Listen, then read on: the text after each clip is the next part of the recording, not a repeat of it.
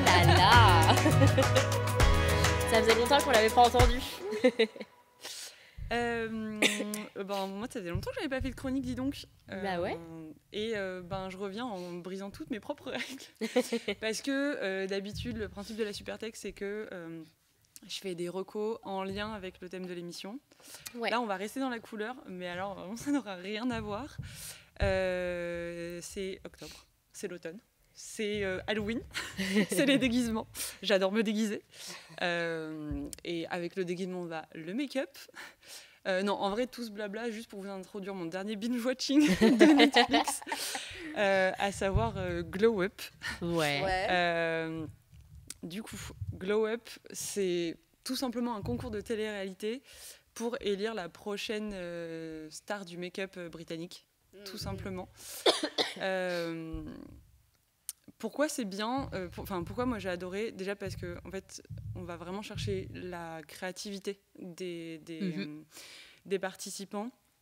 En fait, moi j'ai vraiment ça m'a inspiré.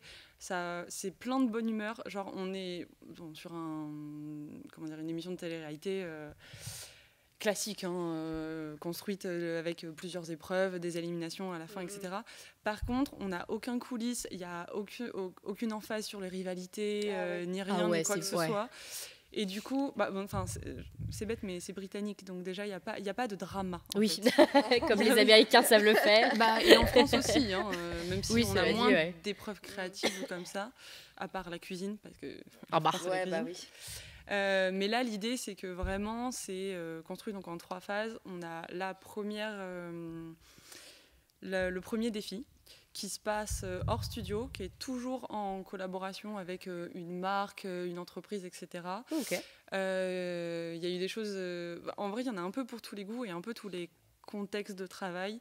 Là, ce que je vous montre à l'écran, c'est un épisode qui m'a vraiment marqué, à savoir, c'était dans la saison 4. Parce qu'il y a 5 saisons. En fait, ils devaient travailler sur un make-up qui pourrait être retranscrit en filtre Instagram.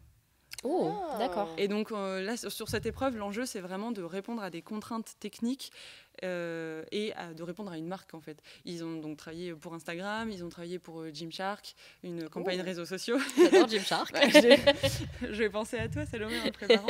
Mais ils ont travaillé sur des choses comme des maquillages effets spéciaux pour la série Doctor Who. Enfin, c'est vraiment très varié à chaque... mais je vais tellement regarder, en fait. Là, tu es en train de me dire plein de mots qui me... Voilà, en fait, c'est ça que je trouve bien, c'est qu'au-delà du maquillage, en fait, je trouve qu'il montre, sans dévoiler les trucs du métier, parce que ce serait pas forcément parlant à tout le monde, mais ça vient vraiment comprendre les coulisses qu'il peut y avoir derrière chaque acte de création, que ce soit une campagne, que ce soit une série, que ce soit un filtre Insta, c'est vrai que c'est chouette, parce que ça répond un peu à la question, tu sais, toutes les questions dans les milieux créatifs, on te dit, bah oui, mais à quoi ça sert?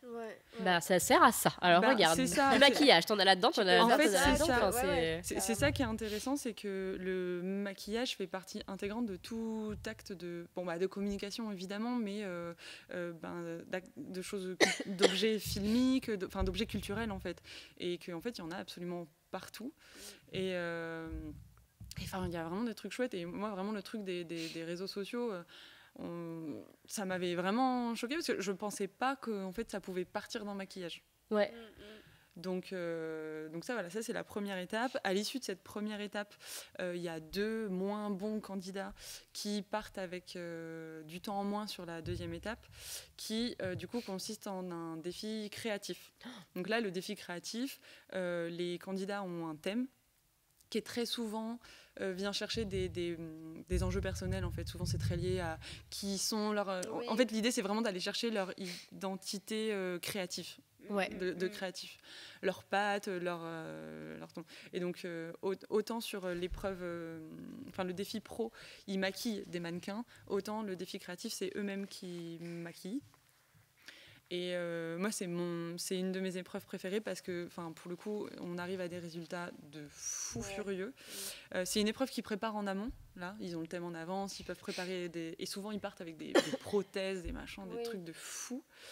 J'ai plus tous les thèmes en tête, mais par exemple, celle tout à droite, avec le masque chinois, etc. C'était là le thème. Alors, elle s'était fait éliminer, mais le thème c'était le drag. Et en fait, l'idée, c'était de quel est votre personnage de drag queen. Et du coup, elle allait puiser dans sa culture, etc. Et tout, machin. Et alors, celle du milieu, je sais plus exactement la fille avec les fleurs, etc. Par contre, la fille en bas avec le visage doré et les fleurs, c'est Chris, un candidat qui s'appelle Chris qui l'avait fait.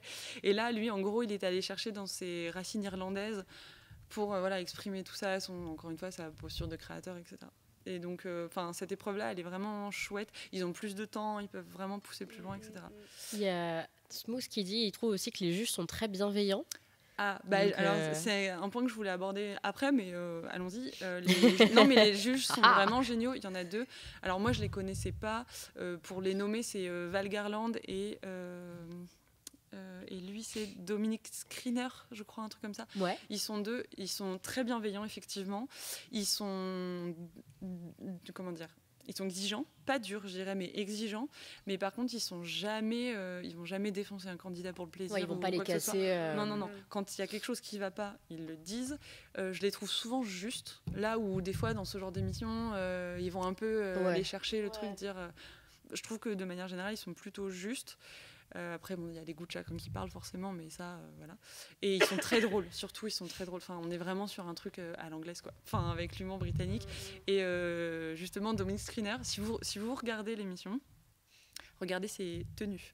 Il a des outfits à chaque. T'es en train de me vendre émission. Le truc là. Non mais vraiment, genre. J'ai très envie de regarder. Je voyais passer ton temps sur Netflix et en fait, je savais pas que c'était vraiment ça en fait l'émission. En fait, je trouve que la promo. Enfin, déjà, moi, j'ai eu beaucoup de mal à trouver des images qualitatives parce que je trouve que la promo fait très. Jeter de poudre de pigments colorés dans tous les sens et c'est très. Clinquant, très dégoulinant, alors qu'en fait, je trouve que l'émission est pas tellement ça. Il y a Marion et Smooks dans le chat qui disent émission incroyable et réalisation vraiment incroyable aussi. La réal est très propre aussi. Ouais. Les connaisseurs dans le chat. En fait, je sais plus exactement par qui c'est produit, mais c'est en Angleterre, c'est diffusé par la BBC. À l'international, c'est Netflix. Mais la société de prod, j'ai échappé le nom et je ne l'ai pas noté évidemment, mais c'est une grosse maison, c'est un truc quali. Et pour en revenir à Dominic Skriner, en fait il faut imaginer Monsieur Propre, mais en petit, avec une moustache à la, comment il s'appelle, Hercule Poirot. Ouais. Dans la dernière saison, il a les sourcils roses. Et c'est un petit bonhomme qui est trop drôle, trop mignon. Et très à l'anglaise quoi, genre vraiment ils ont leur petite personnalité. Voilà, c'est ça. Et donc non vraiment c'est un kiff à regarder et du coup ça se termine forcément sur une épreuve éliminatoire où au regard des 2 épreuves d'avant, ils déterminent les 2 moins bons candidats qui sont pas forcément ceux qui ont eu du coup le malus de temps sur la 2e épreuve, qui s'affrontent dans un face-à-face où là on est sur une pure épreuve technique. Ça va être, je sais pas, faites des yeux charbonneux, une bouche rouge. Voilà, on est vraiment sur de la pose de strass, vraiment un truc ultra technique sur des jumeaux. Alors moi, mon interrogation, c'est comment ils font pour trouver des jumeaux différents à chaque fois. Parce que c'est jamais les mêmes. Donc je sais pas comment. Est-ce qu'il y a un vivier de jumeaux à Londres? Peut-être. Et donc, à chaque fois, voilà, ils ont toujours un temps très très court pour faire ça. En moyenne, c'est 15 minutes, on va dire. Ça va de 5 à 15 minutes pour les techniques les plus complexes. Et donc là, c'est vous avez ça à faire, let's go. Et du coup, ce qui est bien aussi, c'est qu'ils ne se basent pas à nouveau que sur cette épreuve-là, mais ils essaient de se baser un peu sur le parcours global, en tout cas sur l'épisode du candidat pour l'éliminer et tout. Et ouais, c'est toujours bienveillant. Enfin, quand ils éliminent, c'est pas genre ah t'étais nul, casse-toi. C'était genre vraiment genre ah bon voilà, franchement ça fait chier, mais par contre ton parcours il est bien pour ça, vas-y continue et tout. Franchement c'est je peux que vous conseiller. Je pensais pas moi aimer autant un truc parce que bon, je suis pas. J'aime bien le make-up parce que pour ce que ça permet de créativité, mais bon, c'est pas non plus mon dada quoi. Mais vraiment cette émission là.